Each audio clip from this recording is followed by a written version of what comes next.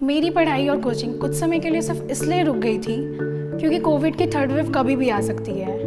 But अब full lockdown होने पर भी मेरी पढ़ाई नहीं रुकेगी क्योंकि कौशल्या एकेडमी लॉकडाउन के केस में मुझे टैब प्रोवाइड कराती है जिसमें प्री रिकॉर्डेड लेक्चर्स हैं जिसके हेल्प से मैं कोई भी लेक्चर्स किसी भी टाइम पर और कहीं भी पढ़ सकती हूँ। अब लॉकडाउन होने पर भी मुझे नीट की तैयारी करने में कोई परेशानी नहीं होगी। Kaushal Academy, Raipur. For registration and queries, call 75290 60606. जन जन का नारा है राष्ट्रीय बैंक हमारा है। जन जन का नारा है राष्ट्रीय बैंक हमारा है। किसने खोले? हमने खोले। जन जन खाता किसने खोले? हमने खोले। पीएम स्वनिधि किसने किए? हमने किए। पीएम स्वनिधि किसने किए? हमने किए। मुद्रा लोन किसने किए? हमने किए। मुद्रा लोन किसने किए? हमने किए। अटल पेंशन किसने किए? हमने किए।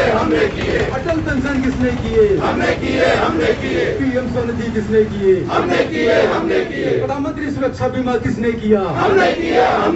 निजीकरण बंद करो। होश सरकार, होश में आओ।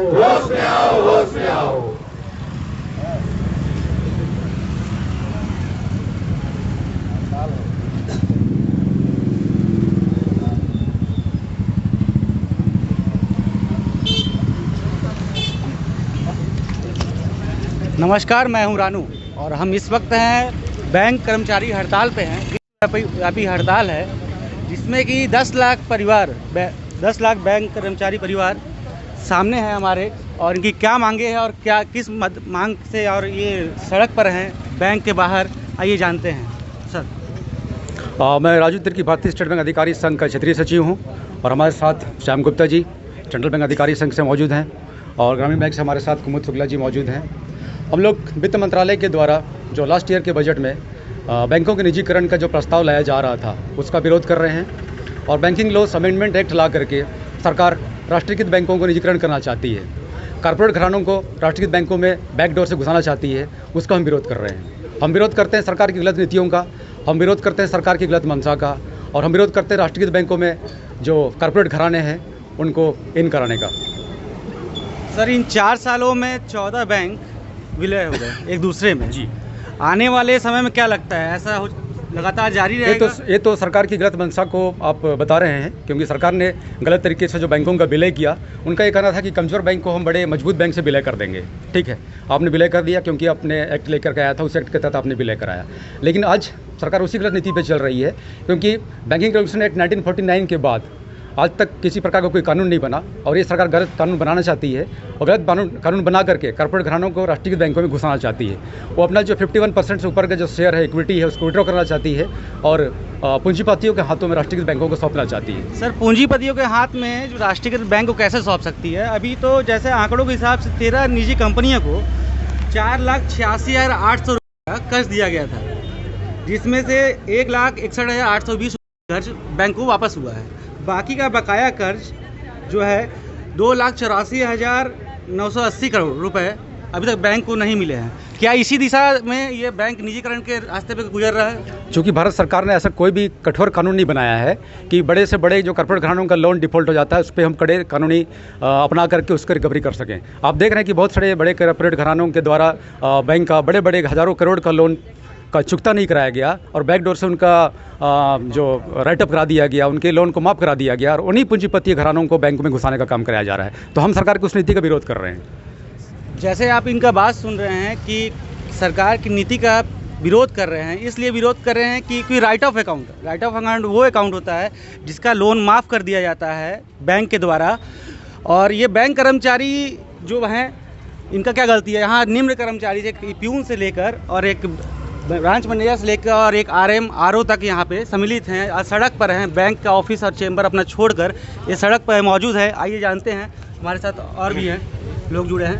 जी सर, परिचय दीजिएगा पहले अपना। मैं सेंट्रल बैंक ऑफिसर का जोनल प्रेसिडेंट हूँ, श्याम गुप्ता।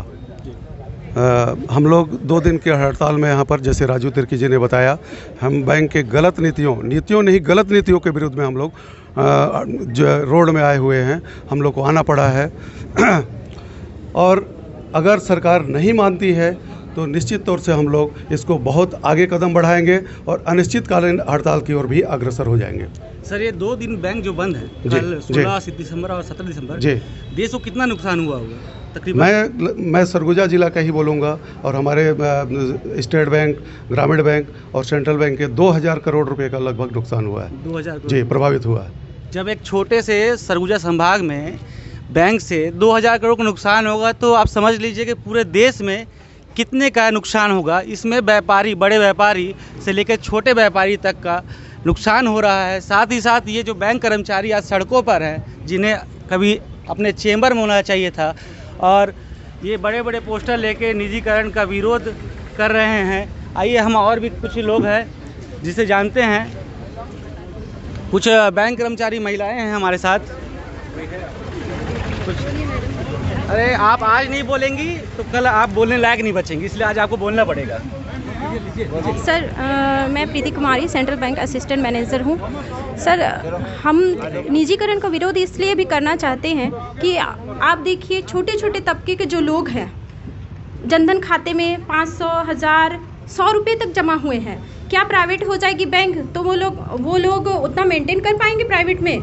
हम अपनी लड़ाई तो लड़ ही रहे हैं, क्योंकि हम लोग 20 लाख का जब कम से कम कोई भी वैकेंसी निकलती है तो 20 लाख से ज़्यादा फॉर्म भरते हैं, उसमें से 2000, 3000 सिलेक्शन होते हैं। तो हम लोग भी इतने मेहनत करके गवर्नमेंट जॉब में आए हैं, लेकिन अपनी लड़ाई तो लड़ ही रहे हैं। लेकिन वो जो ग्रामीण इलाके में है, क्या निजीकरण के बाद बैंक वो उनको प्रोवाइड कर पाएगी फैसिलिटी जो हम दे रहे हैं?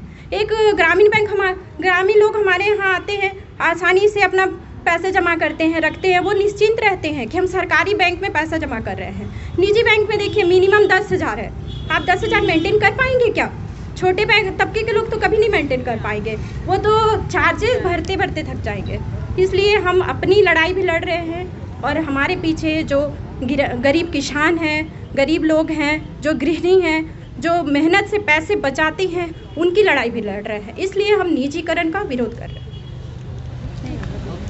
मैडम, मेरा सरकार से एक ये है क्वेश्चन है, अगर प्राइवेटाइजेशन इतना सही है तो वो अपने नियम नीति जितनी भी योजनाएं हैं वो प्राइवेट बैंकों से पहले लागू करके और उनसे सब साकार करके दिखाए, उसके बाद गवर्नमेंट बैंकों का प्राइवेटाइजेशन करे।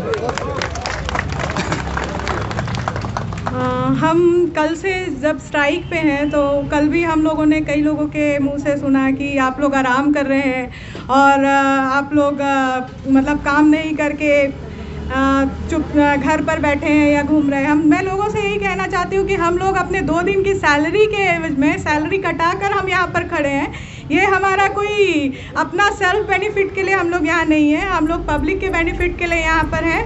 और हमारी तो कुछ चीज़ें हैं ही, परंतु साथ में जो आम जनता है उसके लिए भी हम हड़ताल पे हैं। तो ये हमारा खुद का बेनिफिट के लिए नहीं है कि हम यहाँ 2 दिन की सैलरी कटा के हम यहाँ रोड पे आके खड़े हैं। तो मैं यही कहना चाहूँगी सरकार से कि ये जो निजीकरण है उस और बैंकिंग अमेंडमेंट बिल को वापस लें। जैसा आपने सुना, ये जो आज आप बैंक कर्मचारी देख रहे हैं, जो जनधन खाते जो 42 करोड़ खुले हैं देश में ना, उसमें से 40 करोड़ इन बैंक कर्मचारियों ने खोले हैं जो आज सड़कों पे हैं। सर, टोटल 42 करोड़ जनधन खाते खुले हैं पूरे देश में, जिसमें कि 40 करोड़ जनधन खाते सरकारी बैंकों ने खोले है ना।